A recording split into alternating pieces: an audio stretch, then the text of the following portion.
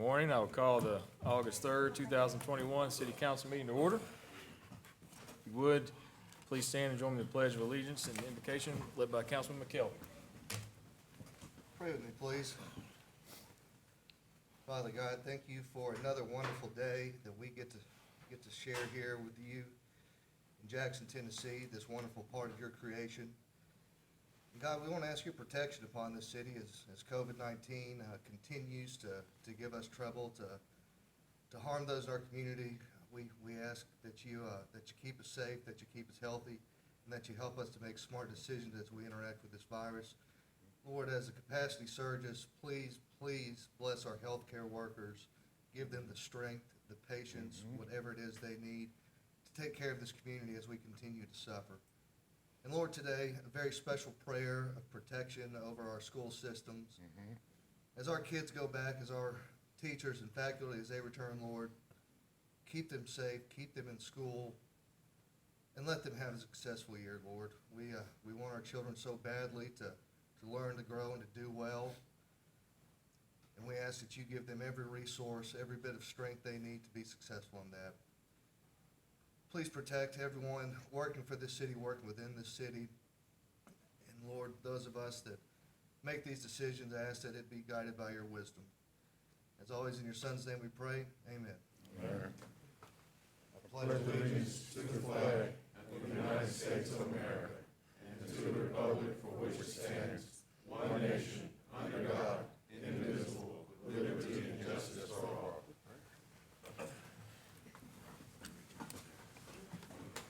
All right, item 3 is roll call. And Sandy, you can see that all council members are present with the exception of Councilman Pickens.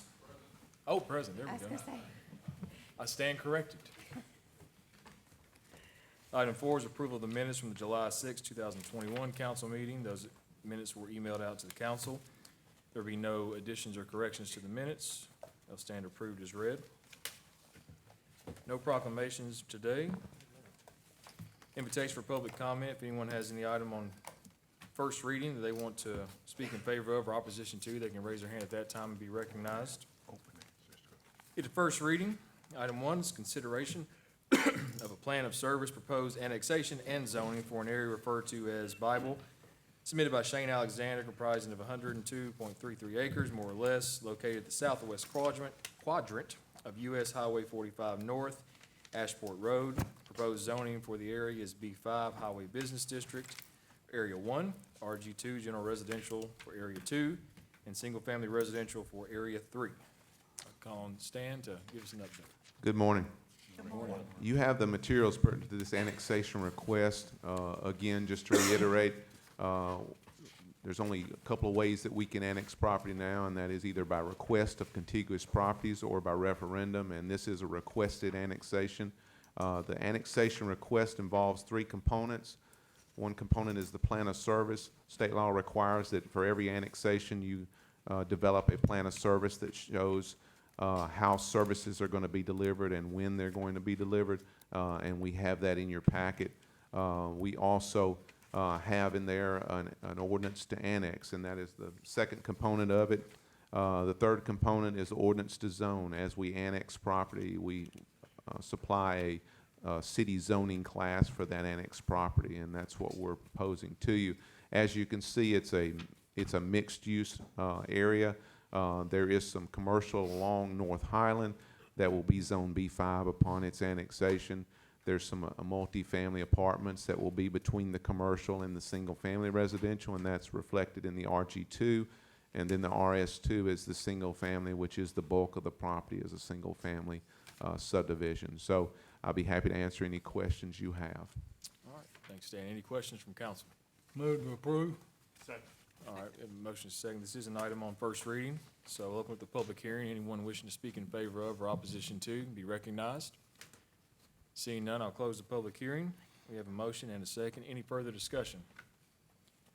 Council, please vote. motion passed 9-0. All right. Item 2 is a consideration of a resolution to limit truck traffic on East Main Street from North Royal Street to Highway 70 bypass. Again, this is in your packet, and you'll see a letter from Poems requesting this. This resolution is allowed under city code. It says that the planning commission reviews it and then submits it to city council for approval in resolution form, and it gives you the ability to limit truck traffic on certain routes. The East Main Historic District is a residential area. The area just to the east of that, before you get to 70 bypass, is also a residential area. But a lot of trucks, semis, use this as sort of a bypass route to get into downtown or get out of downtown. And it's causing some problems to this residential neighborhood because there is parking on the street. It makes for a narrow path, and there's been some damage to, you know, some infrastructure, you know, just that heavy weights, and also just the nature of trucks trying to get in between cars.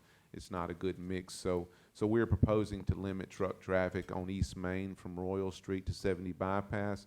This will not change delivery trucks. UPS, FedEx, they have a purpose. They're making deliveries, so they are allowed in there. But semi trucks, those larger trucks, won't be permitted on this street. So will that be Mr. denoted? Chairman, Excuse me. have you heard anything from the residents? They requested They this. did request it. Okay. Councilman Taylor. Mr. Chairman, so would that be denoted via a weight sign limited Yes. to a certain amount? Yes. What would that be? It's 7 tons. Okay. All right, any additional questions?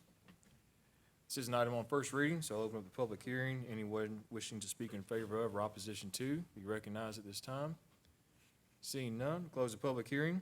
Move and the approval. Have a motion? Second. And a second. Any further discussion? Council, please vote. Harvey, are you both? Okay. Motion passed 9-0. Thank you, Mayor and Council. Thank you. Thank you. Item 3 is consideration of proposed budget amendment for drug court grant in the amount of $70,000.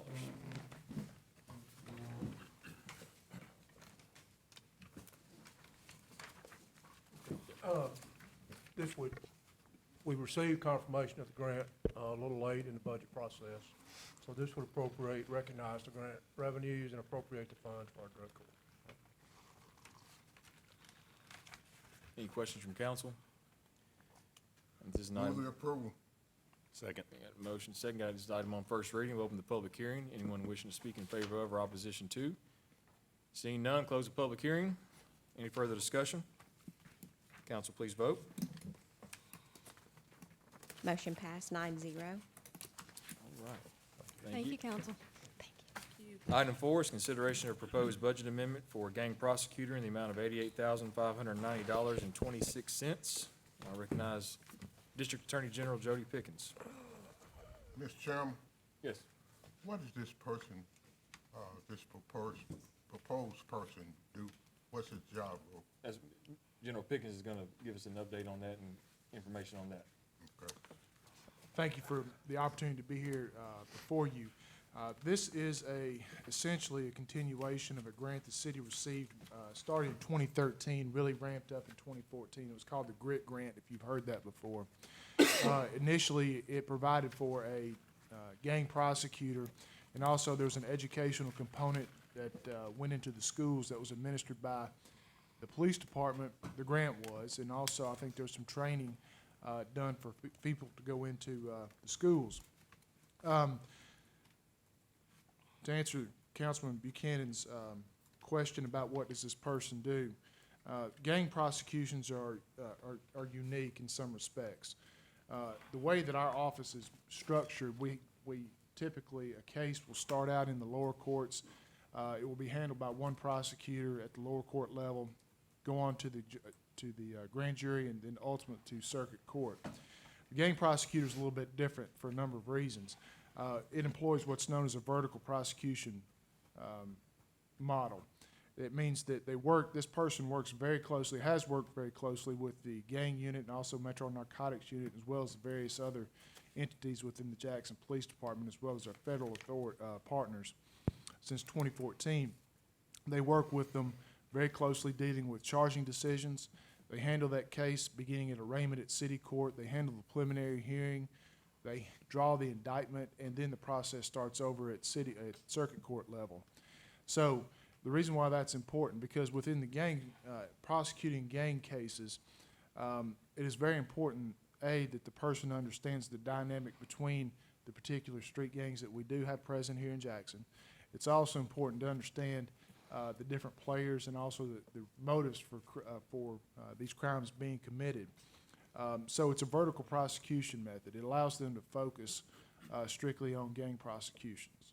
So that's what that person has done. Since 2014, they've handled, and this is an approximate number, a little over 1,051 cases and received 689 convictions. That's both at the city court level and also the circuit court level. That's in addition to handling probation revocations, also responding to parole hearings when we understand that a particular gang member is coming up for parole. We point out their criminal history, also their behavior while in TDOC, so that the parole board makes an educated decision about that particular offender. So to answer your question, it's a focus strictly on gang members, and it starts in the beginning. And it's also important, I'll point out, we see this within the dynamic of domestic violence prosecutions. One of the biggest impediments that we have dealing with gang prosecutions is a reluctance of victims and witnesses to come forward. This person often develops relationships because we often see that those same people are victimized, or some of the people that are either innocent citizens or they're involved in criminal activity themselves. So there's a certain degree of trust that is built up over time with this person that allows them to develop a relationship to the point that they're willing to step forward, put their hand on the Bible, raise their hand, and testify under oath. So all those things make this position very important to the city of Jackson. As we've seen, I think in the last 48 hours, I think we had 3 shootings here in the city of Jackson, and I dare say that they were all gang-related. And one of the things I think that came out of law enforcement, it pointed out the reluctance of people to become involved. So what I would say to the council, anybody who were to ask me, is that this position is very important. And if we were not, and I just put it bluntly, I think without this position, we take a step back in public safety. This person is very aggressive. His cases often go to trial, and he's done a tremendous job for the city of Jackson. This position was grant funded up until June 30th this past year. We've applied for also funding from the federal government because the fiscal years are different between the state and the federal government. That wouldn't start to October. Those of people in the grant world that I've talked to indicated that for various reasons that the likelihood of that grant to be renewed to fund this position is slim to none. So given the importance of this position, that's why I'm here before you today, and I'll be happy to answer any questions that you might have about this position at all. Any questions from council? I have just one quick question. Good morning, General Pickens. Good morning. This position is currently on your staff now. Well, yes and no. Again, as I stated, the grant funding ran out June 30th. So we had to reshuffle my staff. Somebody who had been hired as a city court prosecutor, we had to relieve that person. Person who was in the gang prosecutor role moved down to the city court position and is there. He is still on my staff, but not in the role of the gang prosecutor. Okay, and with your description of the grant funding and how that works, will you be coming back next year to fund this position? Well, it would be my hope that this would be a recurring obligation that the city council would take up. Certainly, we'll continue to look at alternative sources of funding. But again, it's for various reasons, it looks like that those may not be available for us going forward. So we will see you next year. Good Lord willing. It's very possible. And let me point out also something about that.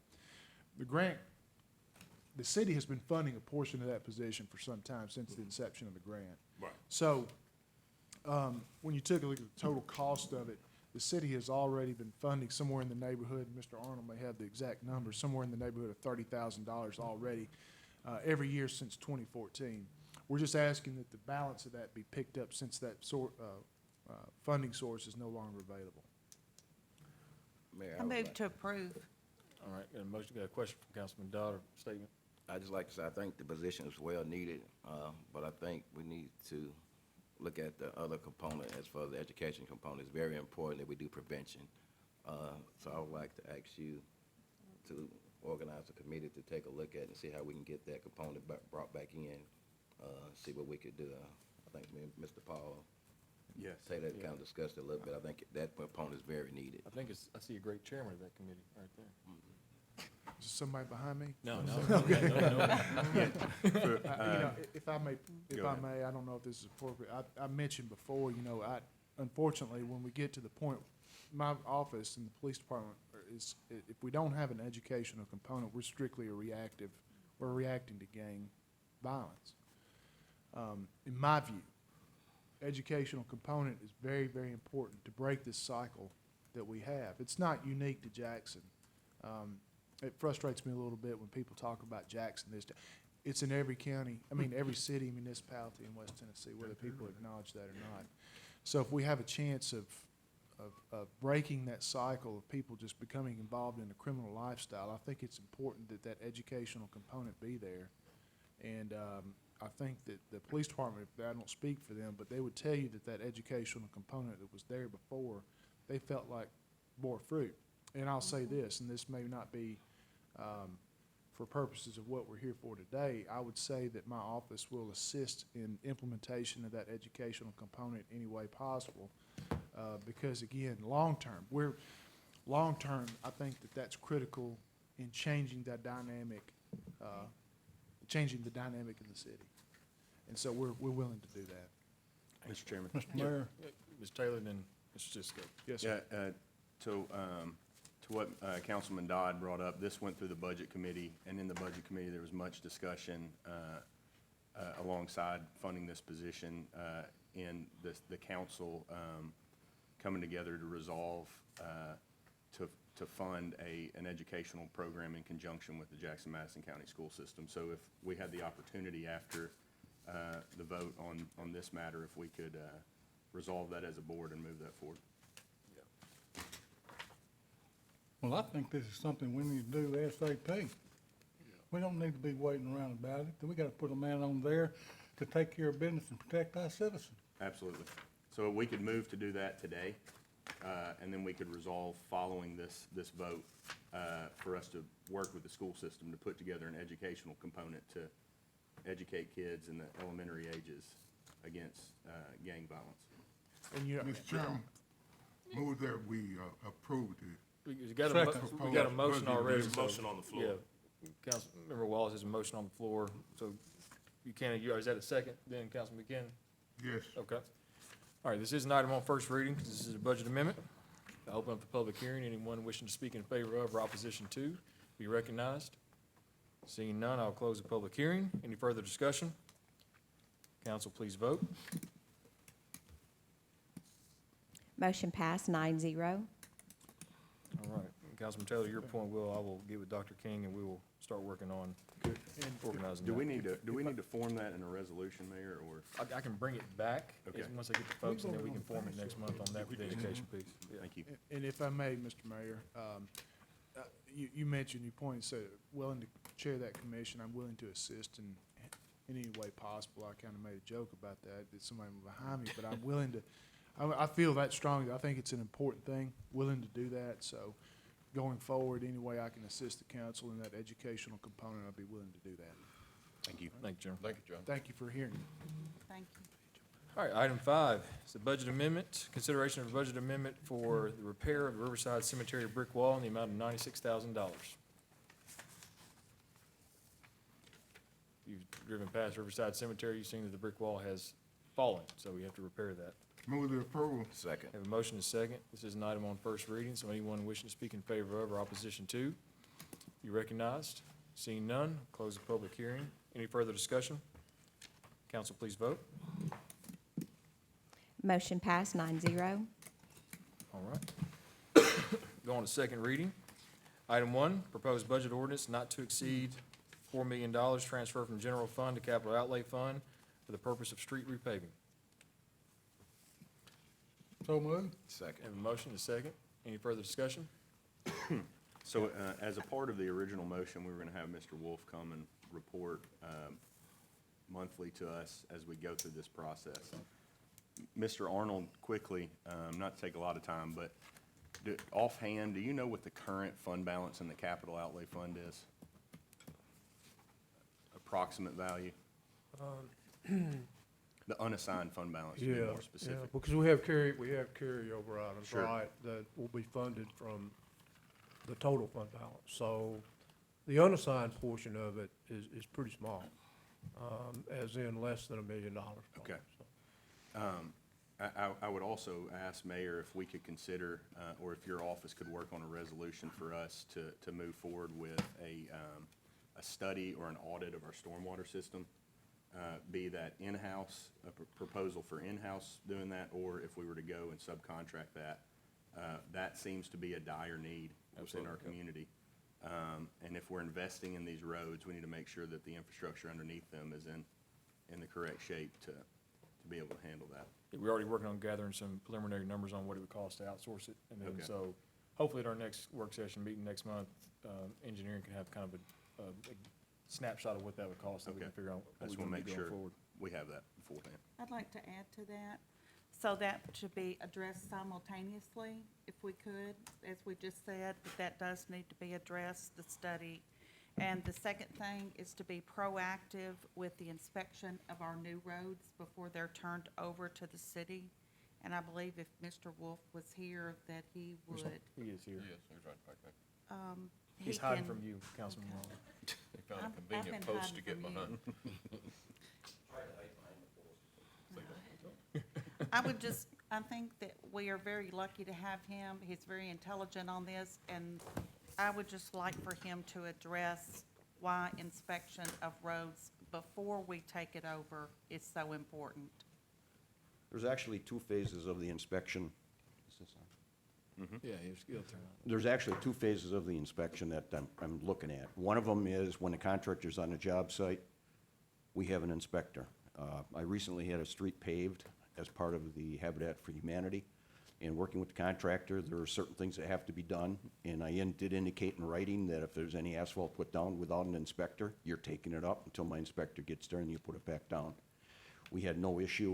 We had one issue with they had to make one minor modification. They did it without question, so it's taken care of. But my intent is to have an inspector on the job whenever there's paving going down. Now, there's been some concern raised with the milling process and damage to the storm sewer structures.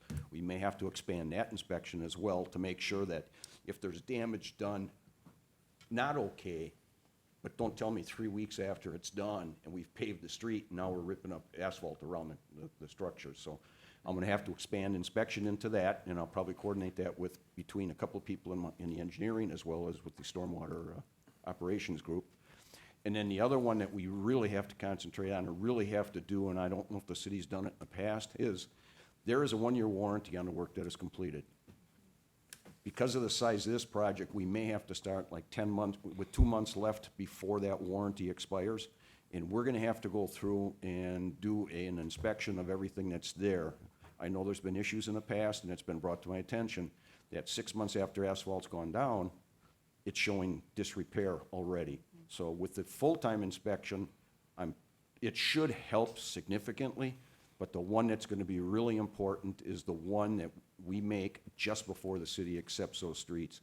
If there are anything wrong with them, we would develop what is called a punch list in our industry, give it to the contractor, and he will have X number of days to fix it, and the streets will not be taken over by the city until that list is completed, and again, that list is double-checked. Anything that is found during inspection always requires an additional inspection before final acceptance. Do you have the means to make that possible? Yes. If not, I've got other options. I've got 2 different staff members right now, and I think working with Jason, I think we'll be okay.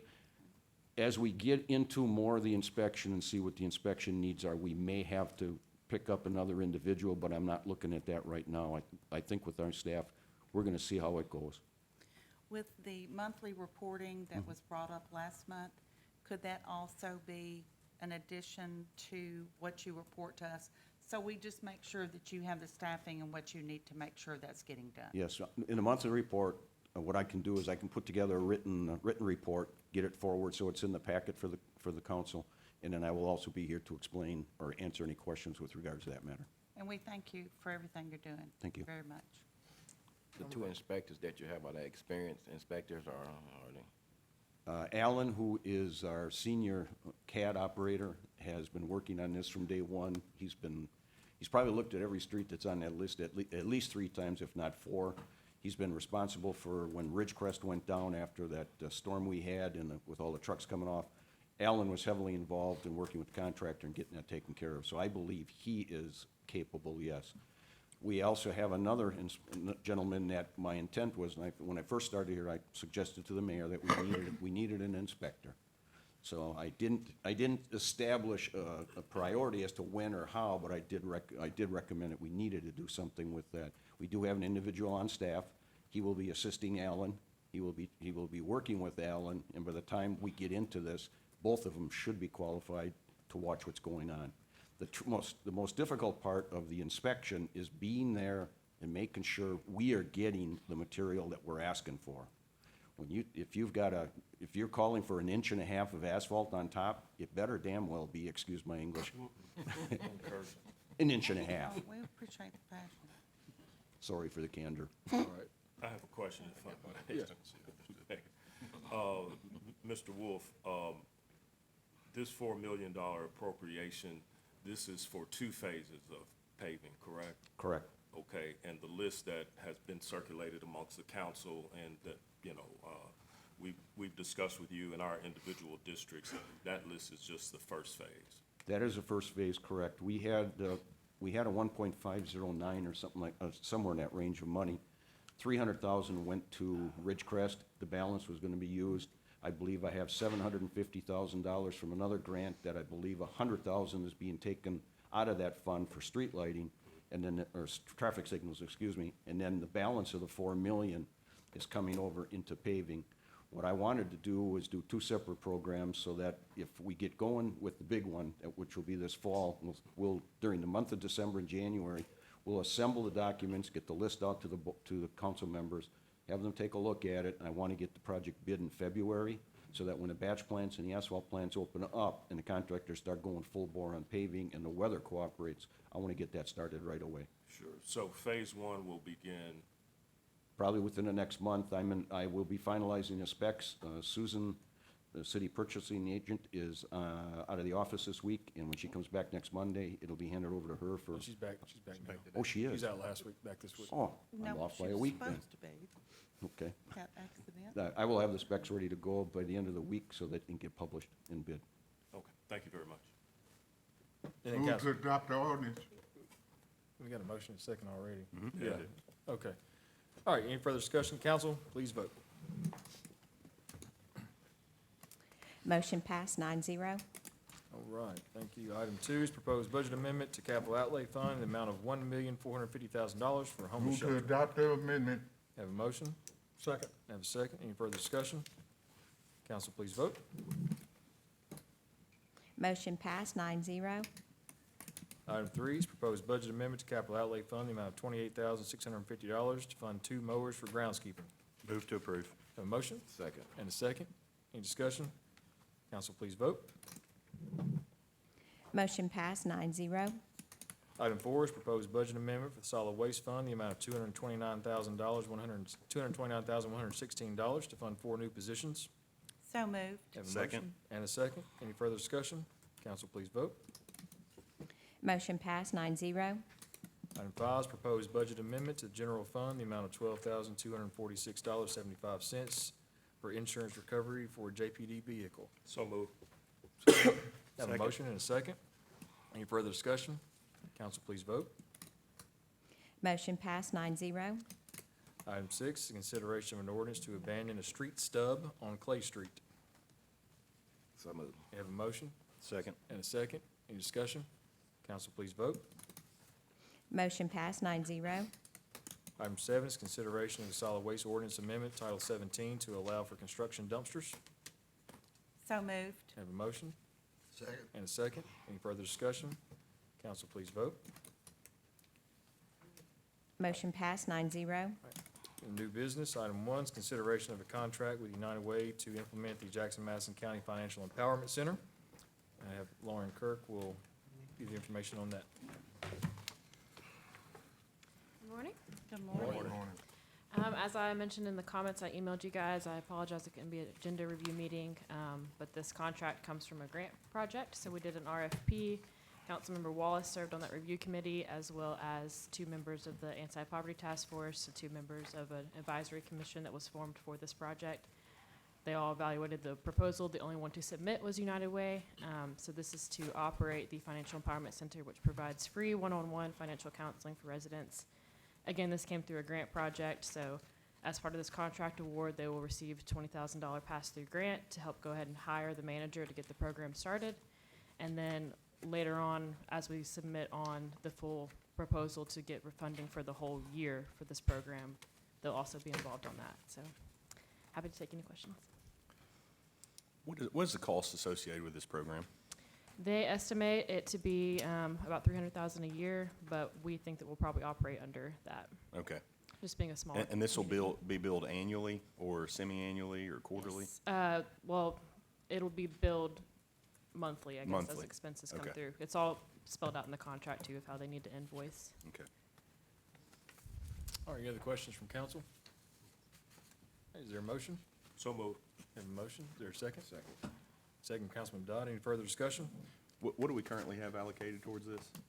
We don't have a budget amendment that'll potentially follow this, I'm assuming. Yes, we've been waiting on the ARPA, so this is we already have the grant that's allocated toward it, and then we'll present that next month. Okay. Yeah, we're waiting on the guidelines from. The final Yeah. final. The final of the final, Right. from the union guidelines, yeah. Okay. I've been praying for those. All right, any further discussion? Council, please vote. Motion passed 9-0.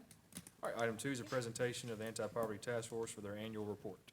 Have Matthew Marshall and we joining Lauren Kirk.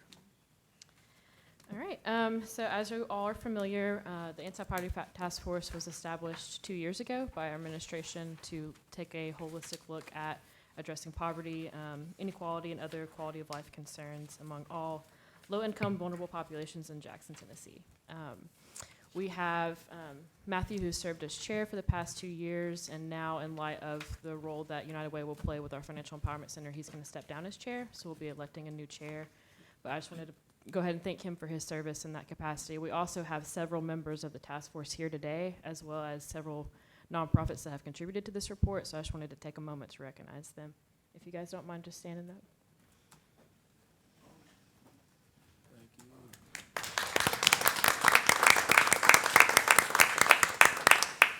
I think that we're all in agreement that this past year has been incredibly hard on all of us, and especially those working on the front lines, both in our healthcare sector and in our nonprofit sector. So these guys have really put in the work.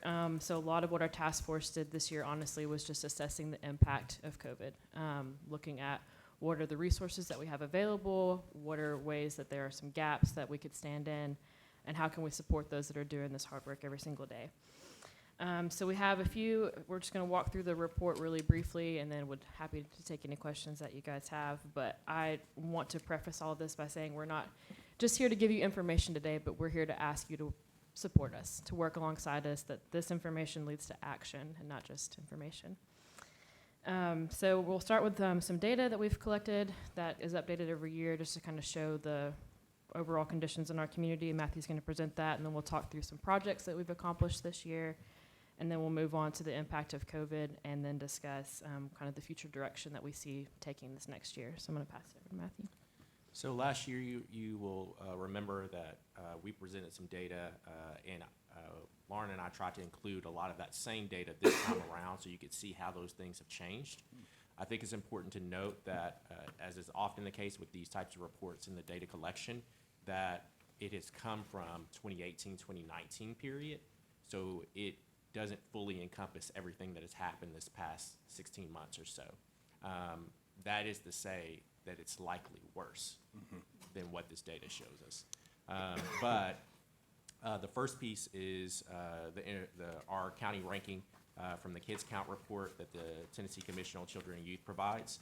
I shared that with you last year as well.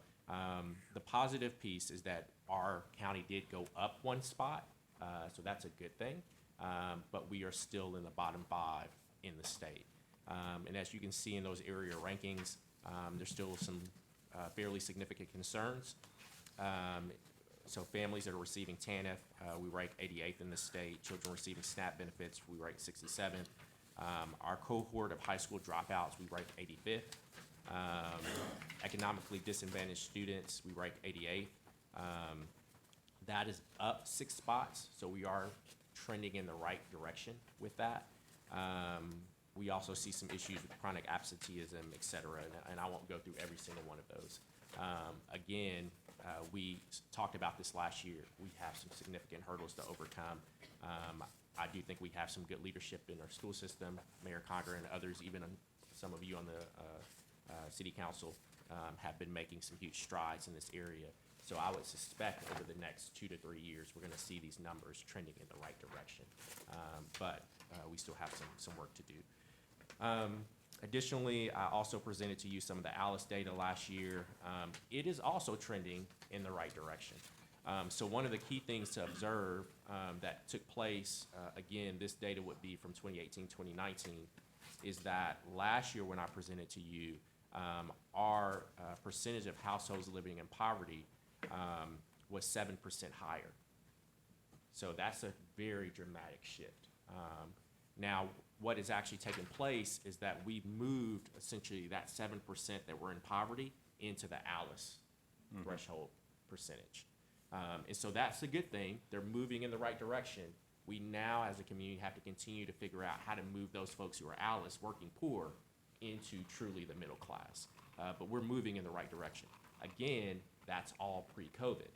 And so we have to consider how the impact of COVID and layoffs and et cetera, furloughs have potentially impacted that particular demographic.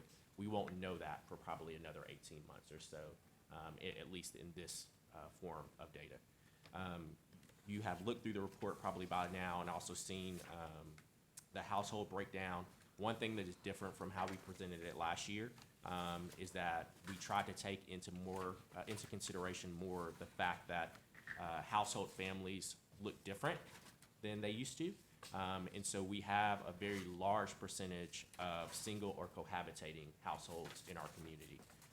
And so you can see the breakdown there of what that means as far as those families who live in poverty or are ALICE. It's a significant portion. And so you see that there. And a lot of this, again, the last page on the ALICE piece is that it's being driven by just the overall cost of living. And so we pride ourselves on West Tennessee being a place where the cost of living is relatively low. But there are still some significant hurdles, particularly when we think about it. We talked about this last year, childcare expenses, which have only been complicated by everything that's happened in the past 15 to 16 months, as well as other issues related to that. And we've seen increases with food costs, housing, which Lauren will talk about in just a second. All of those have complicated this again. And so, again, overall, we're trending in the right direction, but we still have quite a bit of work to do. I'm gonna take over from here, talk a little bit about affordable housing, which is our next section. And thank you for the Jackson Housing Authority for providing some data. Excuse me just a minute, Mr. Chairman. Let me ask Ms. McGee a question with respect to a member of your committee, Yes. with respect to Come on up.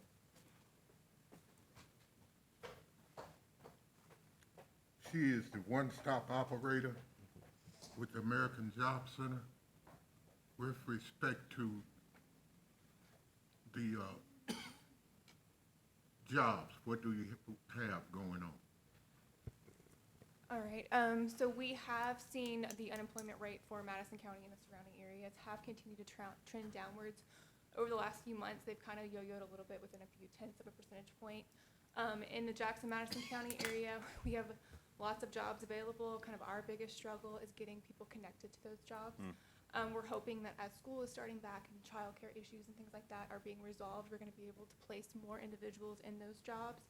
But so right now, our biggest hurdle isn't so much having the jobs to place people there, but is breaking down those barriers to allow them to be able to go to work and access those jobs.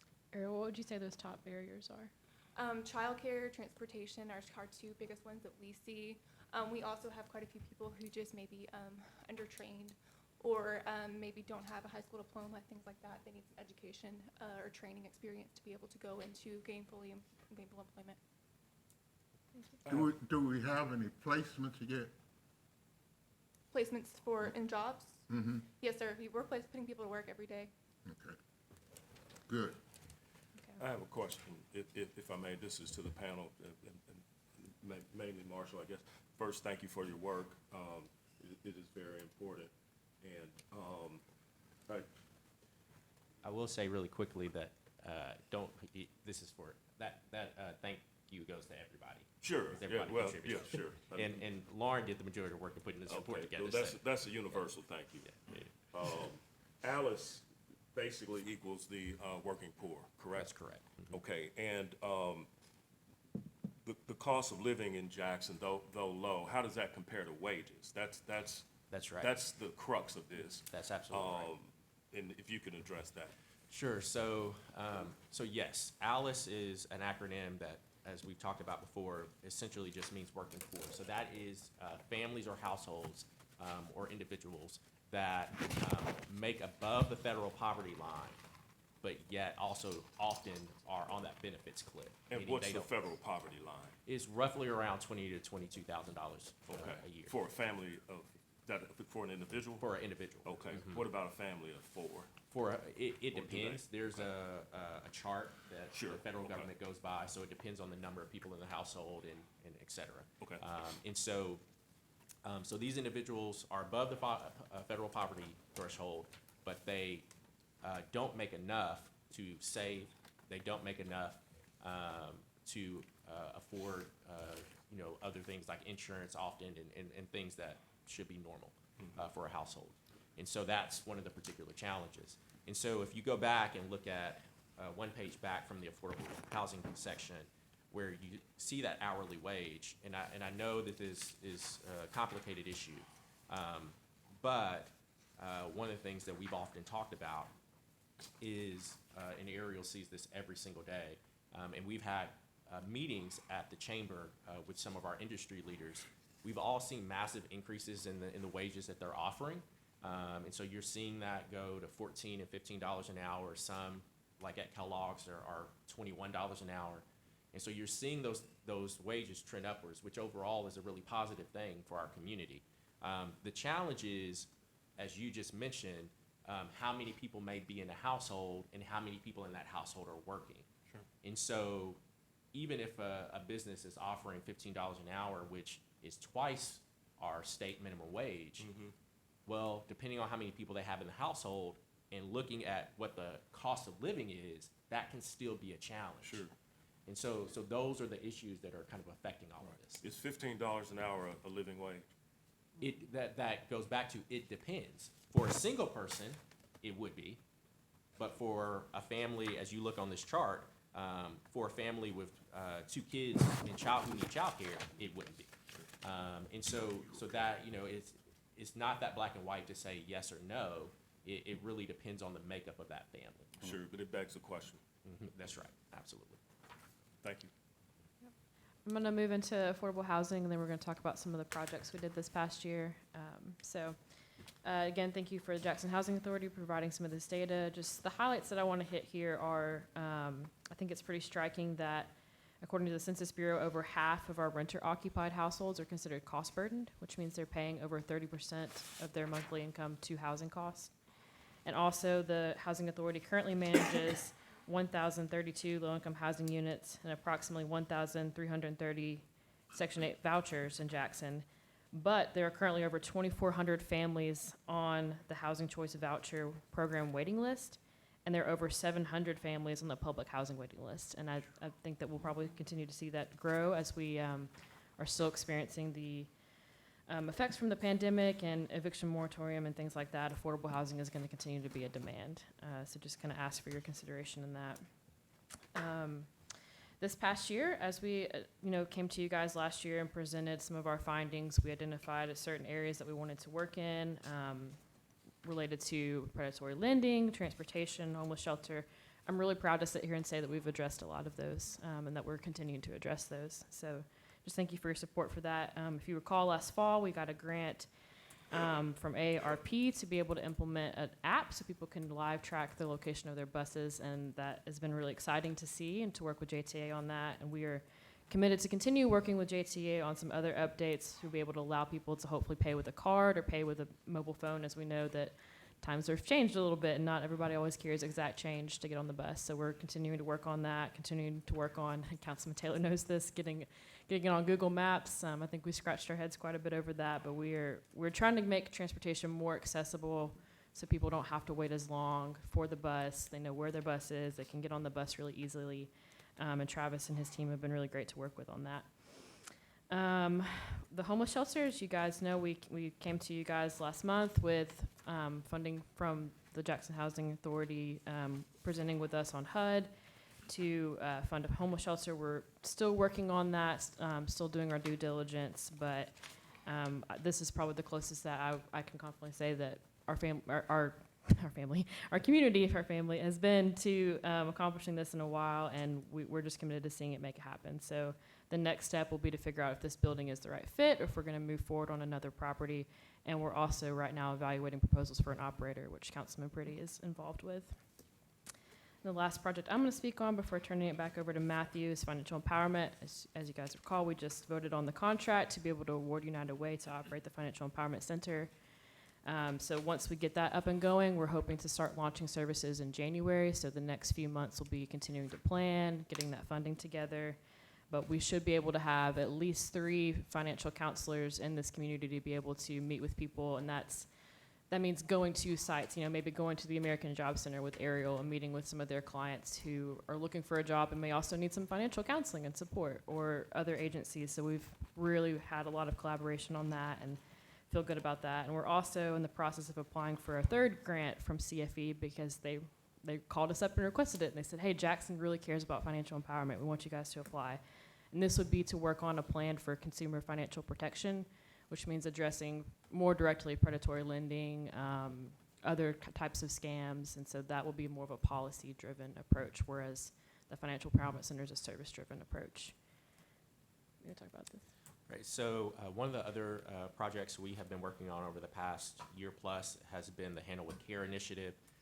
And so that focuses on how do we provide more trauma-informed care in our school systems. In particular, if a police officer or sheriff's deputy encounters a child at a scene where they've been called, they will take down that child's name, their school, the grade that they're in, and they will send a message to that child's school via a portal, simply with the child's name and the words "Handle with Care." And so the idea is, imagine how many children have gone to school and have been reacting to something. Maybe they're angry, maybe they're sad, and no one at the school knew that it was because of something they encountered traumatically the night before. And so we've had really successful conversations with the school system, as well with Madison County Sheriff's Office and also with JPD. Everyone's on board. We have a portal that we've set up, and now we're just in the final phases of getting our pilot schools trained in the program before we can launch. And so hopefully that'll be happening in the next few months. I think that's wonderful. Yeah, we're Really really is. excited about that program. And so you can see there the potential pilot sites. We may add in middle school and high school. I'm still having that conversation with the school system. Additionally, one of the other projects that's been worked on in collaboration with the Mayor's Office, the Jackson Equity Project, JPD, the school system, and Madison County Juvenile Court is the Police Athletic League. And so that is, in essence, a return of the Jackson Boxing Club, but rebranded. And so we've had really positive conversations with all of those groups about setting this program back up. It'll be at the Bennett Center off of North Royal, and it will primarily serve as a mentoring program and an alternative form of discipline. And so part of the conversation we've had with the school system and with juvenile court is about the possibility of Judge Little, instead of sending a kid to juvenile detention, she would recommend them for this program. Likewise from the school system, instead of, we saw in the first phase our suspension rates, instead of just suspending a kid, we could recommend them for this program. And so our police department and the Omegas and the Deltas and the Alphas and a few other groups have all desire to be volunteers and to mentor. And so it'll run Monday through Friday, 3 to 6 o'clock, and that 3 to 4 o'clock hour will be completely mentoring and academic support. And they have to participate in that part to be able to access the athletic part of the day. And so that should be up and running hopefully in the next 30 to 60 days. So we're also excited about that. And we feel like this has an opportunity to go with what we were talking about earlier with the gang prevention education. This is a perfect outlet for that. And so we'll be involved in that conversation as well. Okay, so our next section, we're talking about the impact of COVID-19 in recovery. And again, I'm just going to provide some highlights because you have the full report in front of you. But you see there a chart from one of our partners at JEA who is tracking unemployment in our MSA, which is our metropolitan statistical area, the area that people work that are not, maybe not inside of Jackson City limits. But obviously, we saw that number jump up really high at the start of the pandemic. I believe around this time last year, we were seeing double unemployment of what we normally see. This year, it's gotten back down, but again, still, we have a lot of challenges with placing people in jobs. Something that you might find interesting is Habitat for Humanity provided the number of home repairs that they provided per council district. So you can see in your district people that were awarded housing and repairs, and they calculated that on the average of a home repair cost, and the home repair program that they manage is for senior homeowners that are, I think, 65 and older, that require with a certain income threshold, and so those requests totaled to over $300,000. And so as we're seeing houses age and we want to keep people in their homes, we have to think about those kind of things of minor repairs that really become a major issue for somebody.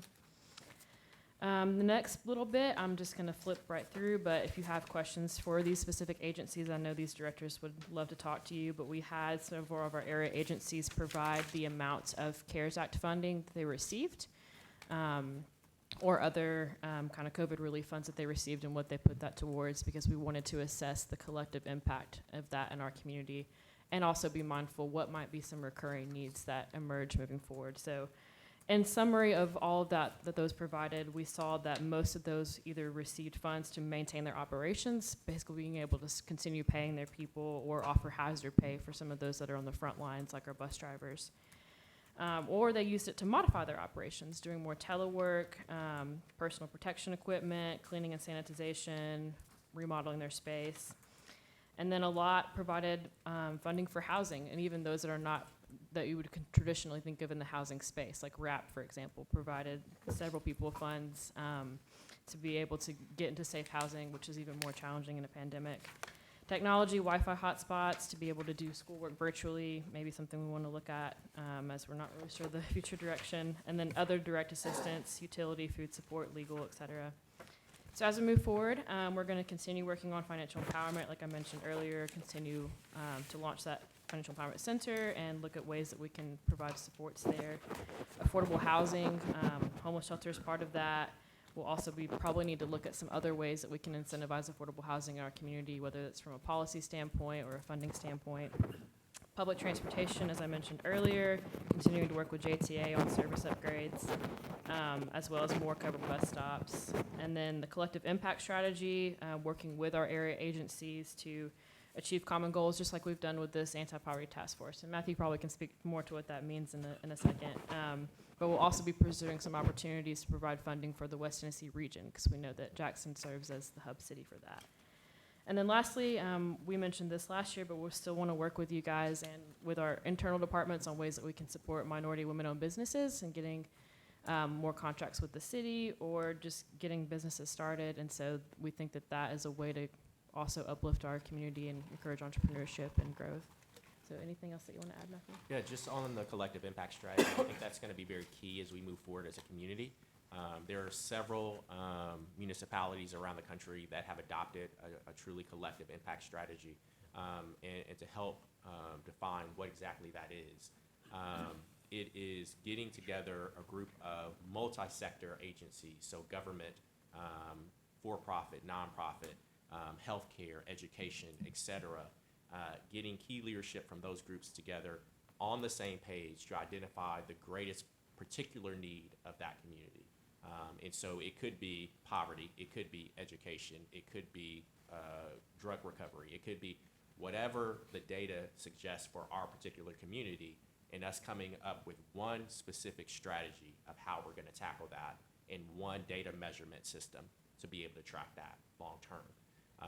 And so as an example, in Brooklyn, New York, they were able to reduce the number of juvenile arrests by like 40% in 3 years through a collective impact strategy.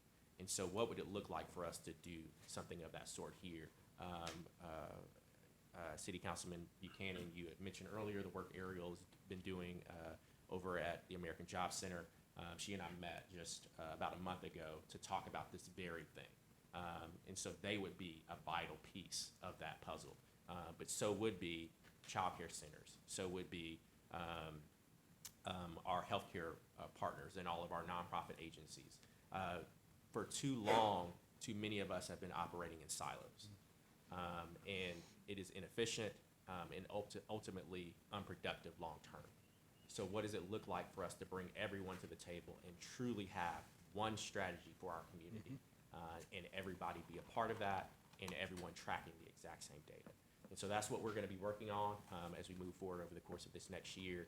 There is the potential for a very large source of funding through the Department of Human Services that we will be looking into and hopefully applying for as a community.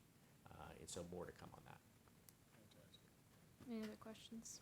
Great report. Any questions for? Mr. Chairman, Mr. Marshall, a year ago, we talked about the predatory lending. Two questions about that. Has anything changed in regard to rules, regulations, et cetera?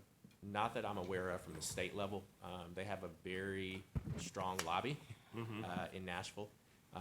And so not that I'm aware of from the state level. We've done a lot more research into it. As Lauren had mentioned, the Cities for Financial Empowerment are very interested in that conversation as well, and how we may be able to tackle that at the local level.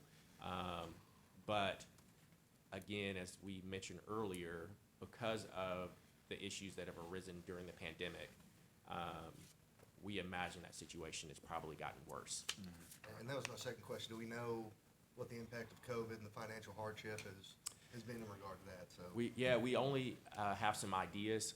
Some of what we learned over the past year in some of our research on alternative lending practices in the state of Tennessee is that Jackson, the city of Jackson, is of the 6 metros in Tennessee, Jackson ranks the highest as having the highest number of predatory lenders per capita. 13 out of the top 27 communities across the state are in West Tennessee. The community with the highest rate of predatory lenders per capita is in West Tennessee. It's our neighbors, Brownsville. And so is a significant concern, not only in our county, in our city, but in our region. And so, yes, we're gonna have to continue to work on the strategies that we develop to try to figure out how we solve that problem, both in the short term and long term. And that's where we're hopeful that this additional grant from the Cities for Financial Empowerment will give us a little bit of money to begin to put towards that over some potential policy development in coordination with you and the city council. Mr. Marshall, the Anti-Poverty Task Force, thank you so much, Lauren, Ariel, for all, and the others that were here. I see a lot of you in the back. This is really important work, and I've been happy to participate in just a small bit. But you know, the group that you have, I hope you're staying on. Are you staying on, or you resign? So, as was mentioned, I do think it's probably wise for me to step out of the chair role because of taking on the Financial Empowerment Center at United Way. I think that could be a potential conflict of interest. Our terms are 3 years, and so I've suggested to the team that I will move out of the chair role and just be a general member for this final year. And then it's up to the mayor whether I have to stay on after that. Ain't going anywhere. Yeah. So- Well, I just appreciate all the work that y'all put into. These are key areas that often get ignored when we're dealing with, you know, paving of streets and so on and so forth. But they're things that we can't ignore any longer. And the data that you presented today really shows that. So I just appreciate everyone's work that's been involved in this. Mayor, I'd like to ask if they could, we have a major housing issue Absolutely. in our city. I get calls every day about someone looking for rental houses, and even when they call, their income is not meeting, and they have to do a background checks. So there's a lot of people are running into that issue. If y'all could kind of look a little deeper and see what we could do to kind of help them out, because I know it's, well, house shortage, there's no houses out there. Yeah, But I know, there's serious concerns over that. Mark Reed and Latanya from the Housing Authority have been a part of our meetings, and we've been discussing that issue very directly. And just like we all know in this room that the cost of housing, if you're trying to buy a house right now, is significantly higher than it was 18 to 24 months ago. All of our house values have gone up if you're a homeowner, but that means that also landlords can charge more for rent as well. And so that's trickling down in some not so positive ways. And based on some information I know that Mark Reed has shared, is that we're probably not going to see this stabilize for another 18 to 24 months. It is suggested that as the market begins to stabilize, that some of the figures will come down a little bit, but they will not be where they were. And so we're looking at, some of this being somewhat permanent. So absolutely, we have some challenges as we move forward, and I know the Housing Authority is working really, really hard on that, as is several others. all right, thank you. Like I said, I know it's just a major issue. People just stuck. Yeah. Thank you. And that pours, I should add one more piece, that pours over into our homeless population. It causes that. It's a key determinant of that. Mr. Marshall, I have a question, just piggybacking on that. How do we help as far as affordable housing when we do not have uniform, maybe inspections? So someone goes into an apartment, they rent an apartment, maybe their rent's $400 a month, but their utility bill is $600 or $700 a month. How do we help, or how does the city start to look at that to try to, or should it be a city issue? That is so completely out of my pay grade. I certainly don't feel like I'm the best person to answer that question. What I will say from conversations that I've had with people more informed than myself on those issues, there are a number of things at play in all of that. Even when it comes to inspections, even when it comes to the upkeep of a particular property, there's just so many things at play. And at times, for a landlord who's the owner of that property, while there are certain requirements that are held on that person, there are also things that you cannot force that person to do. And that's where it also becomes tricky. And so, there are just challenges there, but generally speaking, I don't think I'm probably the best person to be able to honestly answer that. We can continue that conversation. That's probably the best answer. All right, thank you all, and it really is wonderful what you've accomplished, really is tremendous. Thank you. Well, we appreciate it. Any other questions? All right, thank you all. All right, item 3 under new business, not consideration, but information of budget amendments, less than 10,000. You see those in your packet. So moved.